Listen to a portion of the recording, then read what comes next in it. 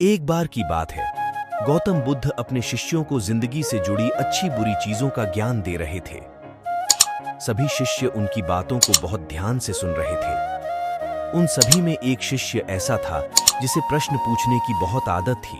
वो उठकर गौतम बुद्ध के पास गया और उनसे बोला, आप हमें जिंदगी के बारे में जो कुछ सिखा रहे हैं उस सब का क्या फायदा, क्योंकि हम में से बहुत से बच्चों को ये भी नहीं पता कि हमारे जीवन का मूल्य क्या है और ये जीवन हमारे लिए कितना कीमती है। पहले आप हमें ये बताइए कि इस जीवन का मूल्य क्या है।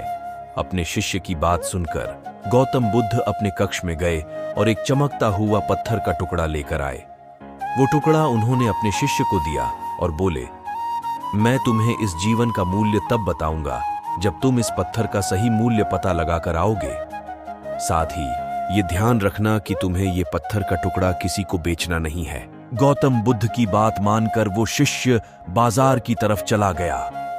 बाजार में सबसे पहले उसकी नजर एक फल बेचने वाले पर पड़ी और उसने वो पत्थर उस फल वाले को दिखाया और बोला, इस पत्थर के बदले आप मुझे कितने फल दे सकते हो? वो शिष्य उस पत्थर को लेकर आगे चला गया। फिर उसे एक सब्जी वाला मिला। शिष्य ने उस सब्जी वाले से उस पत्थर की कीमत पूछी। सब्जी वाले ने उस पत्थर को ध्यान से देखा और बोला, इस पत्थर की कीमत के बदले में तुम्हें ज्यादा से ज्यादा एक बोरी भरकर सब्जियां दे सकता हूं। गया और उनके सामने उसने वो पत्थर के टुकड़े को रख दिया। उस पत्थर को देखते ही हीरों के व्यापारी ने एक साफ कपड़ा बिछाया, उस पत्थर को उसके ऊपर रखा, फिर उसकी परिक्रमा की और हाथ जोड़कर उस पत्थर को कपड़े में लपेटते हुए वो बोला, तुम जिसे मामूली पत्थर समझकर उसकी कीमत पूछ रहे हो, असल में ये एक बेशकीमती रूबी है। ऐसा रूबी हर किसी को नहीं मिलता। मैं अगर अपना सब कुछ बेच भी दूं तो भी इसकी कीमत नहीं चुका सकता। उस व्यापारी की बातें सुनकर वो शिष्य हैरान हो गया। वो दौड़ा दौड़ा सीधा बुद्ध के पास आया और उन्हें उसने जो कुछ भी बाजार में हुआ वो सब बताया। उसकी अचरज भरी बातें सुनकर गौतम बुद्ध बोले, तुम्हारे सवाल का जवाब इस रूबी की कीमत में ही छिपा है।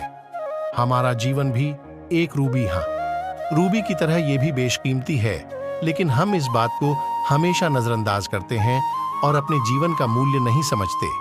हम दूसरों को देखकर और उनके जैसा जीवन जीने की कोशिश में अपने जीवन की कीमत को कम कर देते हैं। हम ये सोचते हैं कि हमारी जिंदगी की कीमत वही है जो दूसरे हमें बताते हैं, लेकिन ये बात हमेशा ध्यान रखना कि सामने वाला अपनी हैसियत, बुद्धि और अपनी समझ के हिसाब से तुम्हारी कीमत लगाता है। सीख जो हमें गौतम बुद्ध की प्रेरणादायक कहानी से मिलती है, जिंदगी सिर्फ एक बार मिलती है, इसलिए इसको बर्बाद ना करें। अपनी जिंदगी को उतना ही कीमती समझें जितना कीमती आप अपने बैंक में रखें रुपयों को समझते हैं। आज के समय में लोग अपनी जिंदगी से ज्यादा कीमती प्यार, पैसों और दिखावे से भरी चीजों को समझते हैं। प्यार के चक्कर में लोग सुसाइड कर लेते हैं। पैसों के चक्कर में ऐसा काम करने लग जाते हैं जिससे उनकी जिंदगी बर्बाद हो जाती है। नाम कमाने के चक्कर में उल्टे सीधे काम करने लग जाते हैं। हमेशा याद रखें कि दिखावा करना जरूरी नहीं है। प्यार दोबारा मिल सकता है, पैसा फिर कमाया जा सकता है, लेकिन जिंदगी को फिर से पाया नहीं जा सकता को समझते हैं। प्यार के चक्कर में लोग सुसाइड कर लेते हैं।